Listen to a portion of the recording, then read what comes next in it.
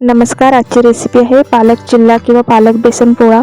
चवीला अतिशय सुंदर लागतो. जर घरी कोण पालक खात नसेल, पालकाची भाजी लहान मुलांना फार आवडत नाही, तर त्यांच्यासाठी हा बेस्ट पर्याय आहे. इथे मी पालकाची एक जुडी घेतली, ती स्वच्छ पाण्याने 2-3 वेळा धुतली आहे. धुतल्यावरती आपण ज्याप्रमाणे भाजीला पालक चिरतो त्याप्रमाणे आपल्याला हा पालक चिरून घ्यायचा आहे.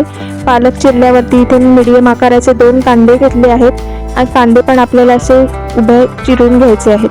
अशा प्रकारे चिल्ला बनवला तर मुलं अतिशय आवडीने खातात. तुम्ही टोमॅटो सॉस किंवा दह्याबरोबर ते सर्व करू शकता. इथे आपला कांदा चिरून झाला आहे. आता इथे मी 1 चमचा तांदळाचं पीठ घेतलं आहे, ओवा टाकायचा आहे आपल्याला आणि 3 चमचे मी बेसनाचं पीठ टाकत आहे. बेसनाचं पीठ टाकल्यावरती तुम्ही इथे अद्रक लसूण पेस्ट वापरू शकता.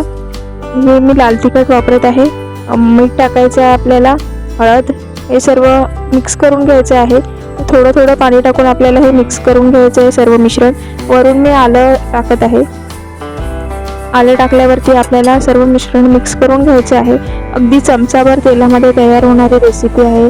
फार तेलकट बनत नाही आणि आपल्याला हे भाजताना आपल्याला क्रिस्पी खरपूस असं भाजून घ्यायचं आहे. त्यामुळे गॅस लो फ्लेमवरतीच ठेवायचं आहे. आता 5 मिनिटं होत आलीत. मी इथे पलटी करून घेते. 7-8 मिनिटांमध्ये आपला चिल्ला तयार होतो. अतिशय क्रिस्पी खरपूस असा भाजून तयार झालेला चिल्ला आपला तयार आहे. तुम्हाला जर ही रेसिपी आवडली तर नक्की लाईक करा, शेअर करा आणि सबस्क्राईब करा. धन्यवाद.